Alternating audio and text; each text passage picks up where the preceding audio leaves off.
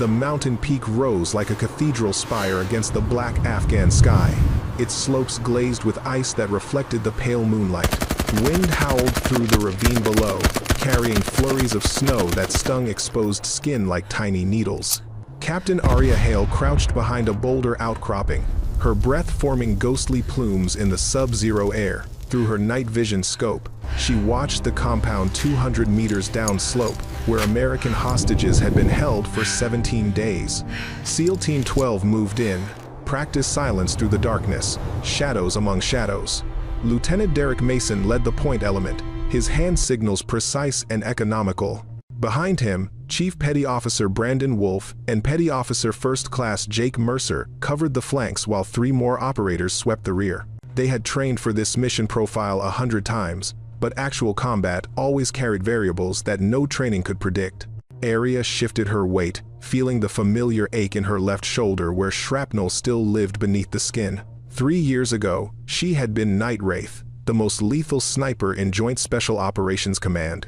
63 confirmed kills across 4 continents, including a shot at 1,400 meters through a sandstorm that military instructors still taught as impossible. Then came the mission in Syria, where her spotter, Sergeant Thomas Brighton, died because she had called the wrong target priority. She could still hear the explosion, still see his body launch through the air like a broken doll. She had resigned 48 hours after his funeral, despite protests from her commanding officers. The nightmares made sleep impossible. The guilt made living nearly as difficult. For 3 years, she had worked as a private security consultant, training others but never pulling a trigger herself. When JSOC requested her services for this hostage rescue due to personnel shortages during the holiday season, she had agreed only because they promised her role would be strictly advisory, observation, and intelligence only. But the mountain had other plans. Mason's voice crackled through the encrypted radio net. Overwatch, this is ground element. We have visual confirmation on the hostages. 3 individuals. Appears they're mobile. Compound security is lighter than expected. 6 guards visible. Arya pressed her transmit button. Copy, ground element. Thermal scans show 12 heat signatures total in the compound. 6 more are inside the main structure. Wind is gusting northwest at 15 knots. Recommend you adjust approach vector. Roger that. Overwatch. She watched through her scope as the SEAL team adjusted their formation, moving like water around obstacles.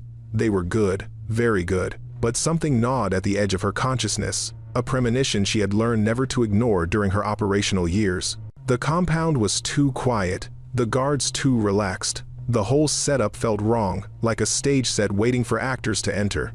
Then she saw it through her thermal optics, movement in the ridgeline 300 meters north of the SEAL's position. Multiple heat signatures, at least 20, maybe more, spreading out in a tactical formation that spoke of professional military training. This was not a ragtag militia. These were soldiers, well-equipped and disciplined. Ground element, Overwatch. Her voice cut through the radio net with urgent precision. Abort! Abort! You have hostile forces moving to your north.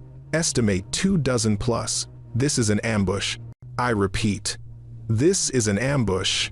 Mason's response came immediately. Copy, Overwatch. Breaking contact now.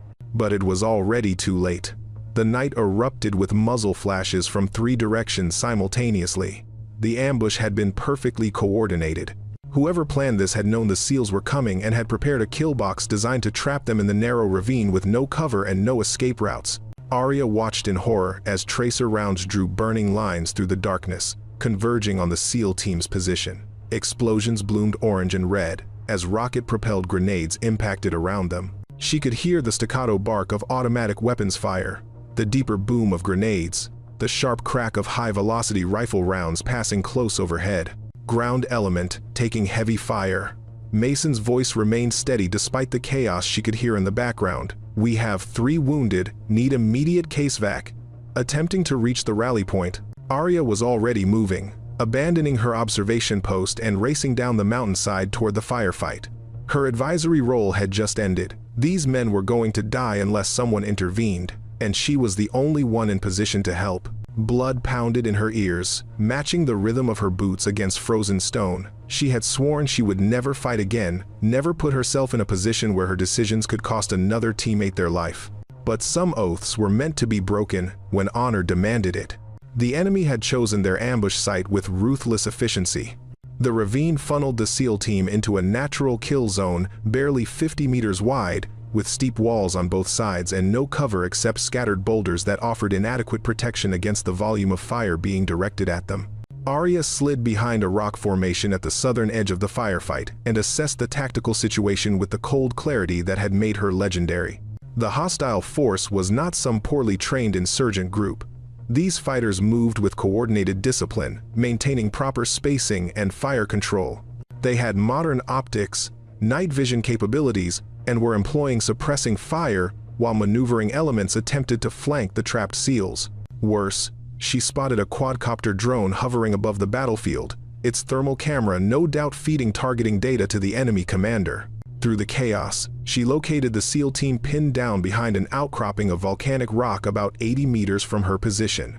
Mason was barking orders, while simultaneously applying pressure to Chief Wolf's leg wound. 2 other operators were down, one motionless, the other clutching his abdomen and clearly in shock. The remaining SEALs were returning fire, but they were running low on ammunition and had no way to break out of the kill box. Arya raised her M4 rifle and began engaging targets, her muscle memory taking over despite the 3-year absence from combat. Double tap, shift aim, double tap again. 2 enemy fighters dropped before the others realized they were taking fire from an unexpected direction. The momentary confusion bought the SEALs precious seconds to reposition. Overwatch, is that you laying down fire from the south? Mason's voice carried a note of desperate hope. Affirm. I'm moving to your position. Keep their heads down. She sprinted across open ground, knowing that every second of exposure could be her last. Bullets whined past her, striking sparks off stone. A rocket-propelled grenade detonated 10 meters to her left, the concussion wave slamming into her like an invisible fist. She felt something wet and hot spray across her face and realized shrapnel had opened a gash above her right eyebrow. Blood immediately began streaming into her eye, blurring her vision. No time to stop. Keep moving. She dove behind the boulder where Mason had established his defensive position, landing hard enough to drive the air from her lungs. The SEAL lieutenant looked at her with surprise that quickly shifted to grim determination. Didn't know advisory personnel were authorized to join the party, he said, his attempt at humor falling flat in the circumstances. I'm revising my job description.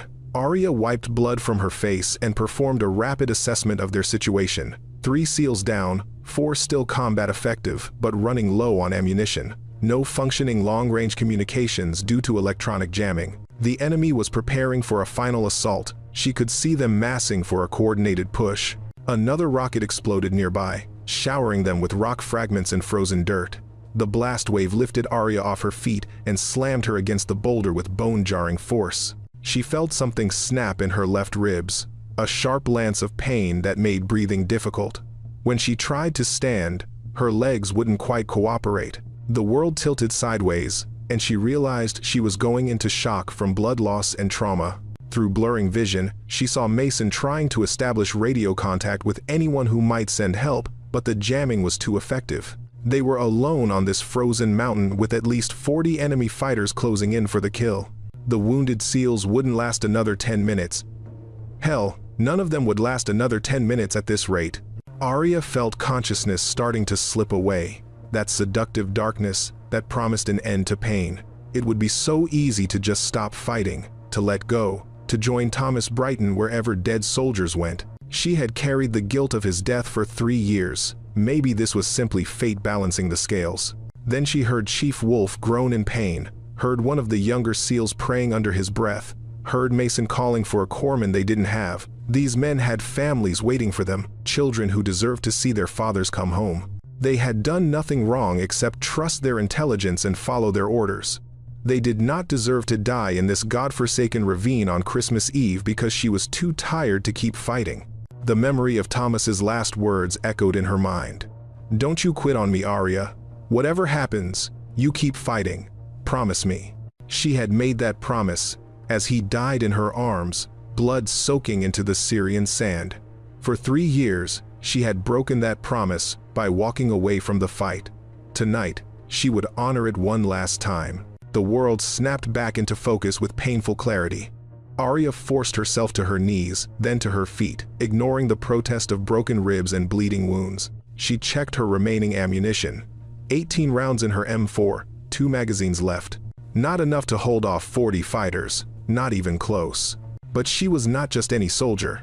She was Night Wraith, and she had survived impossible odds before by thinking differently than her enemies expected. The key to any battle was not superior firepower, but superior positioning. Right now, she and the SEALs were trapped at ground level, fighting from a position of weakness. The enemy held the high ground, multiple angles of attack, and overwhelming numbers. Time to change the equation. Through blood-hazed eyes, she studied the terrain with tactical intensity. The ravine's southern wall rose nearly 40 meters, a sheer face of ice-covered granite that most people would consider unclimbable, especially at night, in a snowstorm, while wounded. But Arya had graduated from the military's survival, evasion, resistance, and escape course, where she had learned to climb far worse surfaces in far worse conditions. More importantly, that vertical face terminated at a broad ledge that overlooked the entire battlefield. From that position, a skilled marksman could dominate the entire kill zone, picking off targets without fear of return fire from below.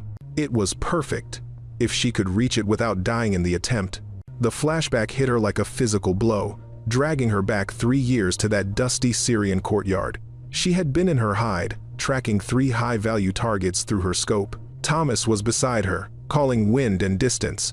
She had chosen to engage the leftmost target first, a tactical decision based on threat assessment. But the middle target had been wearing a suicide vest, and when he detonated it, the blast killed Thomas and 2 other operators who had just breached the compound entrance. She had made the logical choice, the tactically sound choice. But logic and tactics had not saved Thomas. Her decision had put him in the wrong place at the wrong moment, and he had paid the price.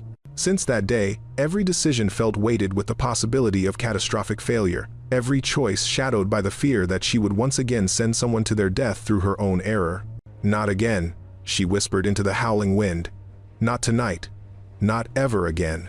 The enemy fighters were advancing now, emboldened by the SEALs' slackening return fire. She could hear their voices calling to each other in Dari, coordinating their assault. They believed victory was inevitable, that they were about to overrun a wounded American Special Operations team and claim a propaganda victory that would resonate across the region. They were wrong. They had made the fatal mistake of not killing her when they had the chance, and now she was going to make them understand exactly why the intelligence community had called her Night Wraith. Ghosts did not die easily, and they certainly did not forgive. Arya crawled to where Mason was frantically trying to control Chief Wolf's bleeding. The SEAL lieutenant looked up at her, his face grim with the knowledge of their approaching end. "How much ammunition do you have left?" she asked, her voice steady despite the pain coursing through her body. "Maybe 40 rounds total across the team, not enough to hold them off much longer." Mason's jaw clenched. "I've got 2 men who need immediate surgery, 1 who probably won't make it regardless, and no way to call for extraction. We're done." "No," Arya said flatly. "You're not done, but I need you to trust me, and I need you to give me your weapons." Mason stared at her as if she had lost her mind. "Give you our weapons?" "Captain, with respect, you're bleeding from at least 3 wounds and can barely stand. What exactly do you think you're going to accomplish?" She pointed at the vertical rock face. "I'm going to climb to that ledge and establish a sniper position. From up there, I can control the entire battlefield. But I need your MK-13 rifle, all remaining ammunition, your thermal scope, and any smoke grenades you can spare." The SEAL lieutenant followed her pointing finger, his expression shifting from confusion to disbelief. "That's a 40-meter vertical climb on ice-covered rock in the middle of a firefight while you're seriously wounded. Captain, that's not a plan. That's suicide. It's the only plan that keeps you and your men alive." Arya met his eyes with unwavering intensity. "I've made this climb before, on worse surfaces, in worse conditions. I can do it again. But I need that rifle, Mason. Your sidearm is designed for close quarters, not precision fire at extended range. The MK-13 is purpose-built for exactly what I need to do. If you fall, we lose our only sniper-qualified operator and all our best weapons." Mason shook his head. I can't authorize that. You're not authorizing anything. I'm telling you what's going to happen. Arya's voice hardened with command authority that had led men through a dozen combat zones. In approximately 90 seconds, those fighters are going to overrun your position. Your wounded will die first, because they can't fight back. Then the rest of you will be killed or captured, and I promise you, that capture is worse.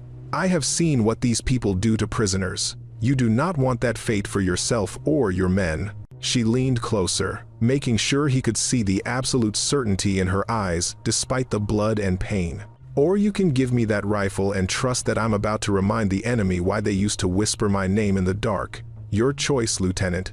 Make it now. For 3 heartbeats, Mason wrestled with the decision, his tactical training warring against the desperate reality of their situation. Then he reached for the Mark 13 Mod 7 sniper rifle secured across his back, his hands trembling slightly as he unfastened the retention straps. If anyone can pull this off, it would be you, he said quietly, passing her the weapon. The rifle was heavy, familiar, like greeting an old friend she had not seen in years. But Captain, you need to understand something. If you die up there, I will never forgive myself for letting you try. Then I guess I better not die. Arya checked the rifle's action, verified the magazine was seated properly, and adjusted the scope's eye relief. Everything felt right, as if the weapon had been waiting for her to return. She took the 3 additional magazines Mason offered, each loaded with match-grade, 300 Winchester Magnum ammunition designed for extreme-range precision shooting. Petty Officer Jake Mercer, one of the remaining combat-effective SEALs, crawled over with 2 smoke grenades and a thermal imaging monocular. His face was blackened with dirt and cordite residue, but his eyes remained sharp with combat focus. Ma'am, I'm not sure if you remember me, but you taught a precision rifle course I attended 4 years ago at Fort Benning. You told us that the difference between a good sniper and a great sniper wasn't physical skill. It was the absolute refusal to accept defeat. He pressed the equipment into her hands. Don't accept defeat tonight, we need you up there. Arya felt something crack in the armor she had built around herself since Thomas's death. These men believed in her, trusted her, were willing to bet their lives on her ability to accomplish the impossible. That faith was both humbling and terrifying, because faith could be betrayed and trust could be broken through simple human error. But there was no more time for doubt. An enemy machine gun opened fire from the northern ridgeline, tracers stitching across their position. Mason and his remaining able-bodied operators returned fire, but their ammunition situation was becoming critical. The assault would come within minutes, and when it did, no amount of courage would save them from overwhelming numbers. Arya slung the Mk-13 across her back along with her M4, secured the extra magazines in her vest pouches, and clipped the thermal monocular to her helmet. She checked her climbing gloves, making sure they were secure, then looked up at the vertical face she was about to ascend. Ice gleamed in the moonlight, beautiful and lethal. The wind had picked up, gusting hard enough to make the climb exponentially more dangerous. As she moved toward the base of the cliff, Chief Wolf called out weakly from where he lay with his wounded leg elevated. Hey, Captain, when you get up there and start dropping those bastards, save one for me, would you? She looked back at the wounded SEAL, saw the pain in his eyes, but also the defiant humor that kept operators sane in the worst situations. I'll save you too, Chief. Merry Christmas. Merry Christmas, Night Wraith. Give them hell. With those words echoing in her ears, Arya began to climb. Her injured left side screamed in protest as she reached for the first handhold, her broken ribs grinding together with every movement. Blood from her head wound dripped steadily, freezing in the sub-zero temperature before it could fall. She ignored the pain through practiced mental discipline, compartmentalizing everything except the immediate task of finding the next grip, the next foothold, the next meter of elevation. The rock was treacherous, covered with a thin layer of ice that broke away under her weight. Twice in the first 10 meters, she nearly fell, saved only by desperate lunges for more secure holds. Below her, she could hear the intensifying firefight as the enemy pressed their assault. Mason and his team were down to their last magazines, firing in controlled bursts to conserve ammunition. At 20 meters up, her left hand slipped. She swung outward, held only by her right hand and the precarious purchase of her boot toes in a narrow crack. For a sickening moment, she hung suspended over empty space, the weight of her weapons and ammunition trying to pull her down. Her shoulder joint screamed as it took her full body weight. Through the pain, she heard Thomas's voice again, that last moment in Syria as his life bled into the sand. "Don't quit on me, Arya. Whatever happens, you keep fighting." With a roar of pure determination, she swung her left hand up and caught a jagged outcropping. Her fingers were going numb from cold, but she pulled herself back against the rock face and continued climbing. 25 meters. 30 meters. The ledge was still 10 meters above, but she could see it clearly now, a natural platform roughly 3 meters wide and deep enough to provide cover from return fire. Then she heard voices directly above her. 2 enemy fighters had positioned themselves on the ledge, using it as an observation post to coordinate their assault. She could see their boots just over the lip of rock, could hear them speaking urgently into radios. If they looked down, they would see her clinging to the rock face like an insect, completely vulnerable. Arya stopped moving, pressing herself flat against the cold stone. Her muscles trembled with exhaustion and adrenaline. Slowly, carefully, she reached for the sidearm holstered at her thigh. A pistol was not ideal for this situation, but she had no other option. If she tried to unsling the rifle while hanging from the cliff, she would certainly fall. One of the fighters above laughed at something his companion said. They were relaxed, confident in their imminent victory, unaware that death hung just below them on the rock face.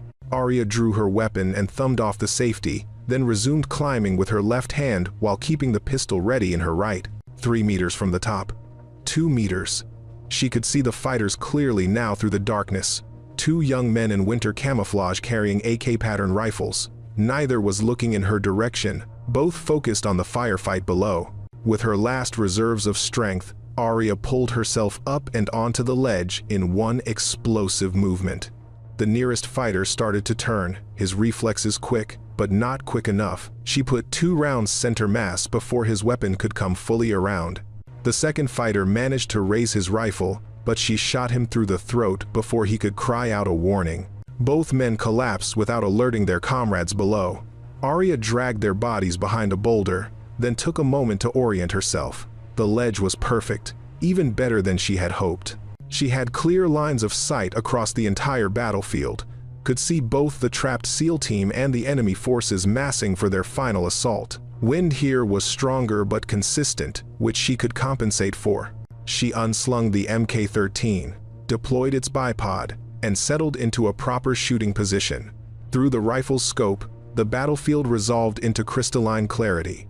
She counted 53 enemy fighters, most clustered in 3 main groups, preparing to advance. Their commander was visible near the center group, distinguished by his gestures and the way others deferred to him. Arya's training took over, shutting down unnecessary emotion, focusing her consciousness into the pure mechanics of precision shooting. Range to nearest target, 240 meters. Wind from the northwest at 18 knots, gusting to 25. Temperature, -12 Celsius.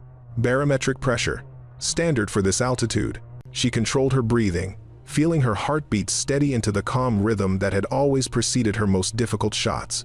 Below, Mason's team had perhaps 30 seconds before they were overrun. She had to disrupt the assault, had to create enough chaos and casualties to break the enemy's momentum. Arya placed her crosshairs on the enemy commander's head. At this range, with this rifle, in these conditions, the shot was well within her capability. But killing the commander first might cause the remaining fighters to scatter or surrender, ending the fight quickly. Or it might enrage them into a suicide assault that would overwhelm the exhausted SEALs before she could kill enough of them. For a fraction of a second, she hesitated, remembering Syria and the choice that had cost Thomas his life. Choose the wrong target priority, and men die. Choose correctly, and men live.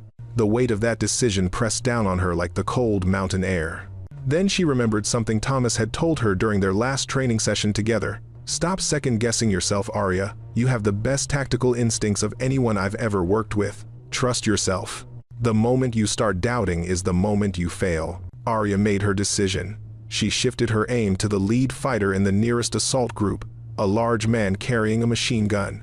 Kill him first, disrupt the immediate threat to Mason's position, work outward from there, methodical and efficient. Save the commander for later, once the situation was stabilized. She pressed the trigger.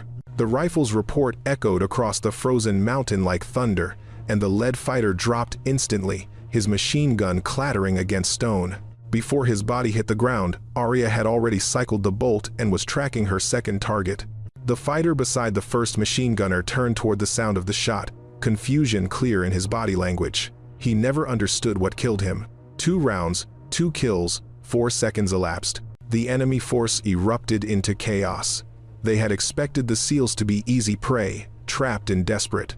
They had not expected precision rifle fire from an elevated position that commanded the entire battlefield. Fighters scattered, seeking cover, shouting warnings that were both too late and too vague to be useful. Arya continued her methodical work. She had learned long ago that panic was a sniper's greatest ally. Frightened soldiers made mistakes, exposed themselves at wrong moments, forgot their training in the desperation to survive. Each shot she fired amplified their fear, convinced them they were facing an entire platoon of American marksmen rather than one wounded woman on a ledge. Target 3. A fighter attempting to maneuver toward the SEAL position. Dead. Target 4. A radio operator trying to call for reinforcements. Dead. Target 5. A man with a rocket-propelled grenade launcher drawing a bead on Mason's boulder. Dead before he could fire. The enemy commander was screaming orders now, trying to restore discipline. He directed half his fighters to suppress the ledge with automatic fire, while the other half continued the assault. It was sound tactics under the circumstances, but it required his men to expose themselves to implement. Arya capitalized on their movement, dropping 2 more fighters who broke cover too carelessly. Bullets began pinging off rocks around her position as the suppressing fire found its mark. She rolled left, relocated to a new shooting position 3 meters away, and resumed firing before they could adjust. This was the technique she had developed during her operational career, what her instructors called ghost repositioning. Never stay in one place long enough for the enemy to establish effective counterfire. Never establish a predictable pattern of movement. She had fired 18 rounds and achieved 15 confirmed kills. The remaining enemy fighters were now pinned down in a deadly crossfire, caught between the SEALs below and her position above. Mason's team had used the reprieve to reorganize, redistribute ammunition, and establish better defensive positions. She could see the SEAL lieutenant directing his men with renewed energy, no longer fighting just to delay their deaths but actually believing they might survive. Then she heard the distinct whine of a quadcopter drone. The thermal drone she had spotted earlier was now vectoring directly toward her position, its camera undoubtedly transmitting her location to the enemy commander.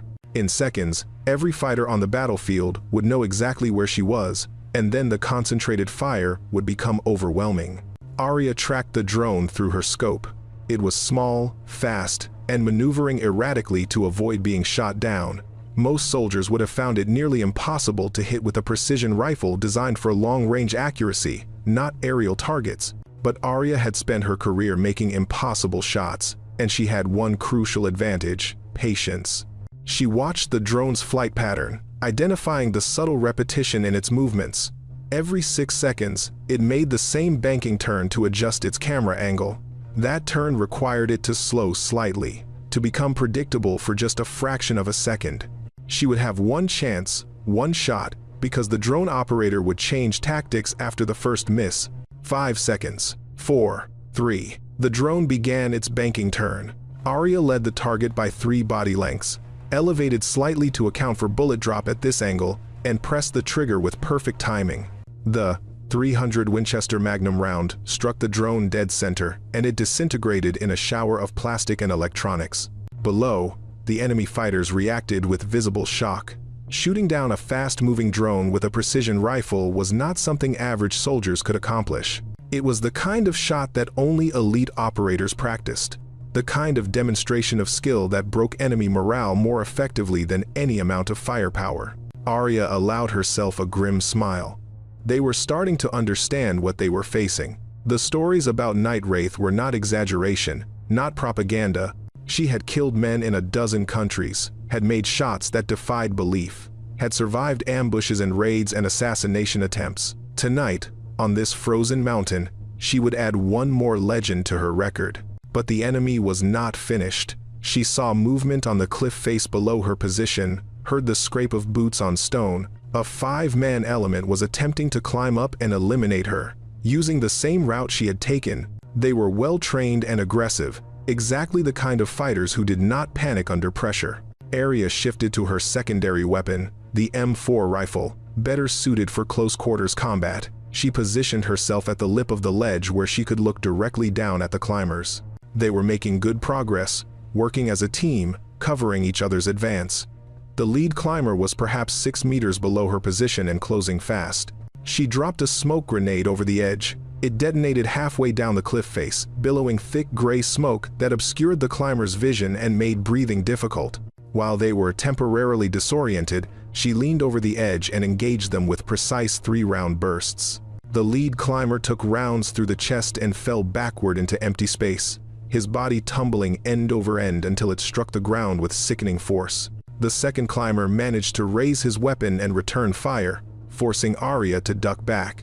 Bullets chewed into the rock where her head had been an instant before. She pulled a fragmentation grenade from her vest, cooked off the fuse for 2 seconds to prevent the climbers from throwing it back, and dropped it into the smoke cloud. The explosion was muffled by the smoke, but devastating in its effect. When the smoke cleared, 3 bodies lay crumpled at the base of the cliff. The 5th climber had abandoned the ascent and was retreating back toward his comrades, shouting warnings about the demon on the ledge who could not be killed. Arya returned to the Mk-13 and resumed her precision work.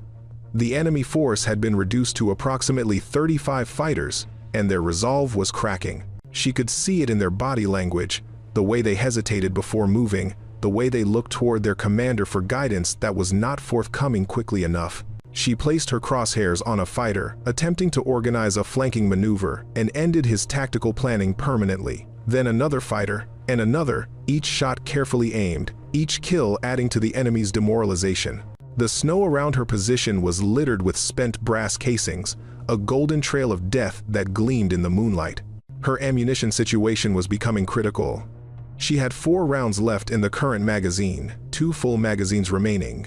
Perhaps 50 rounds total between the Mk-13 and her M4. Enough to continue suppressing the enemy, but not enough for a prolonged engagement. The enemy commander would eventually realize that if they simply waited, eventually she would run out of ammunition or make a mistake born of fatigue. Time to change the dynamic again. Through her thermal scope, Arya identified the enemy commander sheltering behind a cluster of boulders near the northern ridgeline. He was directing fire through hand signals, trying to coordinate a renewed assault while his fighters were scattered and demoralized. Kill him, and the already fragile enemy cohesion would collapse entirely. But the shot was technically challenging. 830 meters range, significant wind deflection, and the target was presenting only partial exposure. She would need to thread the round between 2 boulders with less than 15 centimeters of clearance on either side, miss by even a small margin, and the bullet would strike stone instead of flesh, alerting the commander to relocate. Arya settled deeper into her shooting position, controlling her breathing until her heartbeat slowed to the methodical rhythm she needed. Pain from her wounds faded into background noise. Cold, exhaustion, fear, all became distant abstractions. There was only the rifle, the target, and the mathematics of death. She adjusted for windage based on the flags of snow blowing across the ridgeline, calculated bullet drop at this range and altitude, factored in the Coriolis effect and the slight cant of her shooting platform. The commander moved, and she tracked him patiently through the scope, waiting for the moment when his exposure would align perfectly with her firing solution. 3 seconds. 2. The commander leaned out to shout an order, and in that instant, he made the fatal mistake of presenting a clean headshot. Arya pressed the trigger with absolute confidence in her calculations. The rifle bucked against her shoulder, the shot echoing across the mountain like a final judgment. Through her scope, she watched the commander's head snap backward, his body crumpling like a puppet with severed strings. For a heartbeat, the battlefield went silent. Then, the enemy force fragmented completely, fighters breaking cover and running for the ridgeline in a panicked retreat. Without their commander, without the cohesion of unit discipline, they had transformed from a military force into a frightened mob. Mason's team capitalized immediately, rising from their defensive positions and engaging the retreating fighters. The SEALs had conserved enough ammunition for one final push, and they used it with lethal efficiency. Caught between the SEAL assault from below and Arya's precision fire from above, The remaining enemy fighters had only two choices: surrender or die. Most chose to run. Arya let them go, focusing her remaining ammunition on the few fighters who tried to maintain the defense. She dropped 3 more before the battlefield went quiet, except for the moaning of wounded and the howl of wind through the ravine. When the last echo of gunfire faded, Arya allowed herself to sag against the boulder. Her entire body trembled with exhaustion and shock. Blood had soaked through her tactical vest, freezing in crystalline patterns. Her broken ribs ground together with every breath, and the head wound above her eye had swollen enough to partially obscure her vision. But they had won. Against impossible odds, in the worst possible circumstances, they had survived and defeated an enemy force more than 3 times their size. The SEALs would go home to their families. They would see another Christmas, another year, another lifetime of memories that had almost been stolen by violence on a frozen Afghan mountain. Through blurring vision, she saw Mason and his team moving across the battlefield, securing weapons and checking enemy wounded. The SEAL lieutenant looked up toward her position and raised his hand in a salute that carried more respect than any medal ever could. She returned the gesture weakly, then closed her eyes and let the rifle slip from her numb fingers. For the first time in 3 years, the weight of Thomas's death did not feel quite so crushing. She had not saved him, could never save him, but tonight she had honored his memory by refusing to let another team die. She had fought when quitting would have been easier, had climbed when falling would have been simpler, had pulled the trigger when mercy toward herself would have been understandable. Night Wraith had returned, and in returning, had perhaps found a measure of redemption. Consciousness returned in fragments, each piece accompanied by new inventories of pain. Arya opened her eyes to find herself being carried down the mountain on an improvised litter. Mason and Mercer taking turns at the corners. Snow fell gently now, the storm having passed, and dawn was beginning to break on the eastern horizon with soft pink light. "Thought we lost you up there," Mason said when he noticed her eyes open. "You collapsed about 2 minutes after that last shot. How are you feeling?" "Like I fell off a mountain," Arya whispered, her voice raw. "How long was I out?" 20 minutes. We had to climb up to get you, which was not easy given that you made it look simple earlier." The SEAL lieutenant's attempt at humor was undercut by the genuine concern in his eyes. "You've lost a lot of blood, Captain. We've got tourniquets on the worst bleeds, but you need a hospital soon." She tried to sit up, but her body refused to cooperate. Every muscle felt like it had been beaten with hammers, and her broken ribs made even breathing an exercise in managed agony. "The team? The wounded? Chief Wolf is stable, mostly. Thompson didn't make it. Franklin will need surgery, but should survive if we can get him to Bagram in the next few hours." Mason's jaw tightened. "We lost one good man tonight, but without you, we would have lost everybody. So thank you, doesn't really seem adequate, but thank you for not letting us die on this mountain." Arya closed her eyes again, feeling tears she had not shed in 3 years finally breaking through. Thompson. She had not been able to save him, just as she had not saved Thomas. The guilt threatened to overwhelm her, to drag her back into that dark place where failure defined her identity. But then she felt Mason squeeze her shoulder gently. "Hey, Captain, I've read your file. I know about Syria and what happened to your spotter. I know you carry that with you. But you need to understand something. Thompson's wounds were catastrophic, sustained in the initial ambush before you even reached our position. The medics tell me he was probably gone within 5 minutes of being hit. There was nothing you could have done differently that would have changed his fate. But maybe if I had spotted the ambush earlier, if I had warned you sooner." "Stop." Mason's voice carried the firm authority of a combat leader who would not accept self-destructive thinking from his people. "You gave us warning with enough time to prevent total annihilation. You climbed a mountain most people would consider impossible to climb. You eliminated more than 20 enemy fighters from an exposed position while seriously wounded. You saved 7 lives tonight, Captain. 7 men who are going home to their families because of your actions. Don't dishonor their survival by fixating on the one you couldn't save." The words cut through her spiraling guilt like a knife through fog. She had spent 3 years telling herself that Thomas's death invalidated everything else she had accomplished, that one failure erased a career of successful missions. But Mason was right. Thompson's death was tragedy, But it did not negate the 7 men she had kept alive through skill and determination and sheer refusal to surrender. 7, she repeated quietly. I saved 7. Damn right you did. And if anyone ever asks me who the best operator I've ever served with was, I'm going to tell them about the night a wounded sniper climbed a mountain in a blizzard and fought off an entire enemy company by herself.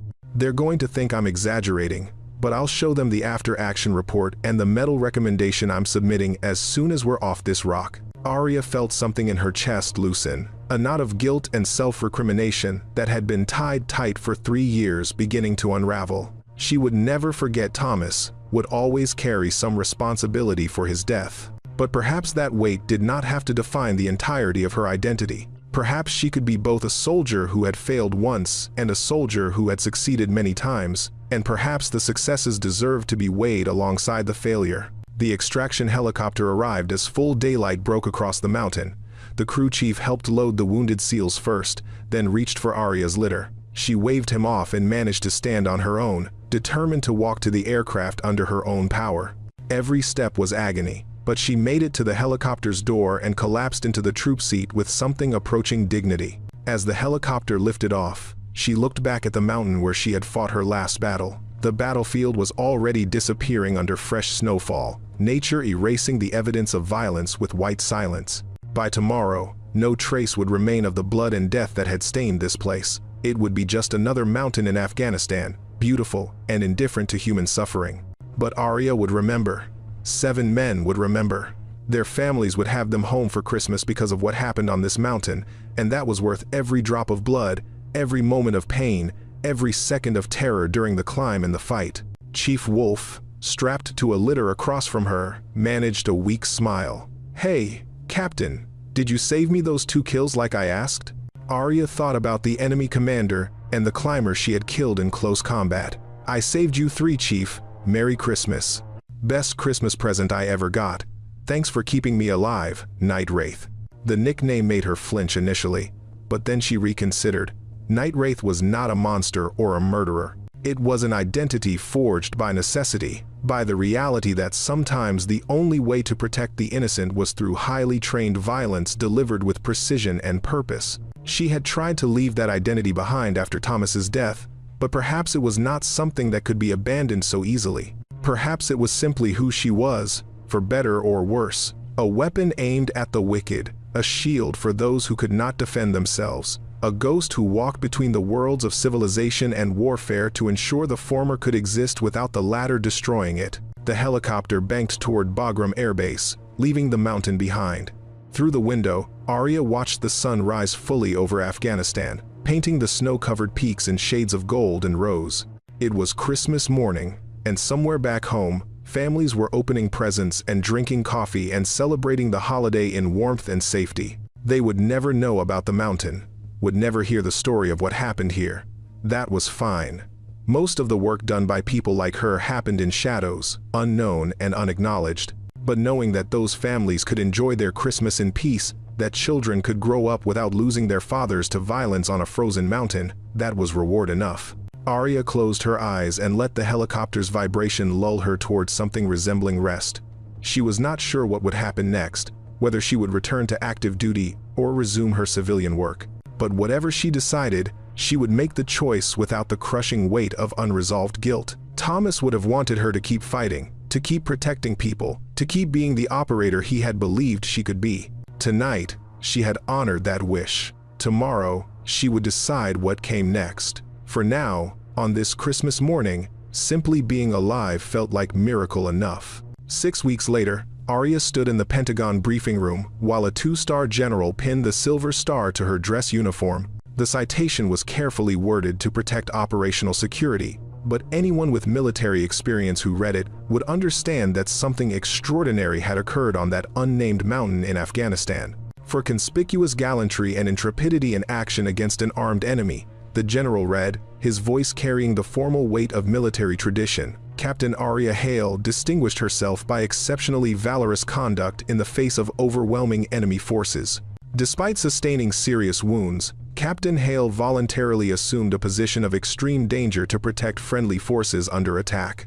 Her expert marksmanship and tactical brilliance resulted in the elimination of more than 20 enemy combatants and the protection of 7 American personnel who would otherwise have been killed or captured. Her actions reflect great credit upon herself and the United States Army. Mason and the surviving members of his SEAL team stood at attention in the front row, their dress uniforms crisp and their faces solemn with respect. Chief Wolf had recovered enough to walk with only a slight limp, though doctors said he would carry shrapnel in his leg for the rest of his life. Franklin had required 3 surgeries but was expected to make a full recovery. After the ceremony, Mason approached her with a slight smile. "So, Captain, I hear JSOC has been trying to recruit you back to active duty. Any chance Night Wraith is coming out of retirement permanently?" Arya considered the question carefully. The nightmares about Thomas had not disappeared entirely, but they had softened into something more manageable.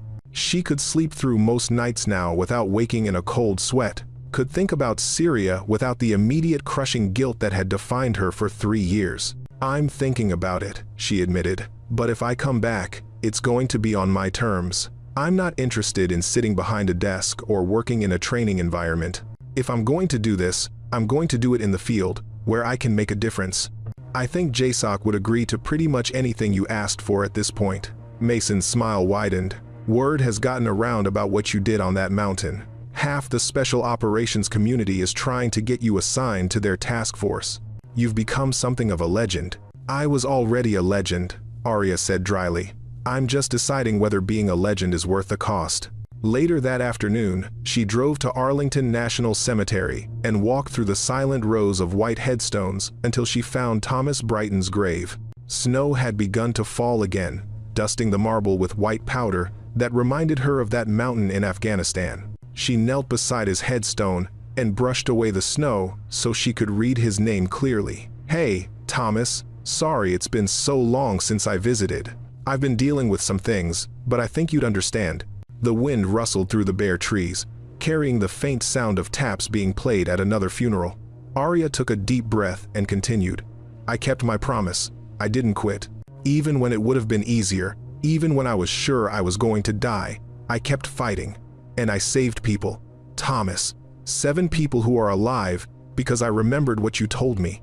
She placed her hand on the cold marble, feeling the carved letters beneath her fingers. "I'm not going to forget you. I'm not going to pretend Syria didn't happen or that your death wasn't partly my responsibility.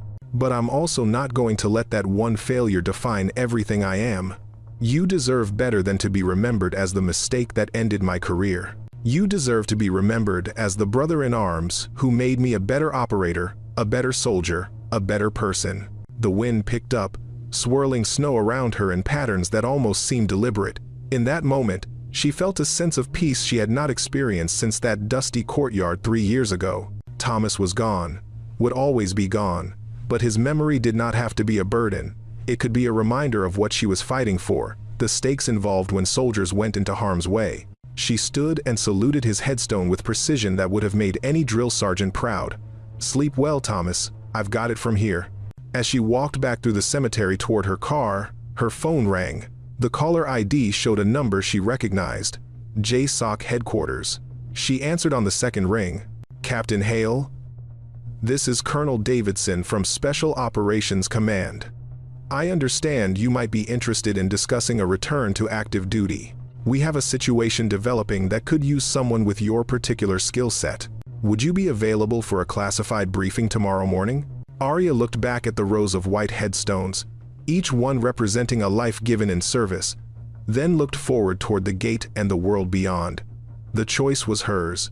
She could return to civilian life, could consult and train and live safely away from the chaos of war. Or she could step back into the shadows, could be the weapon that protected those white headstones from multiplying unnecessarily. "I'll be there, Colonel." "Oh, 800? Perfect. And Captain?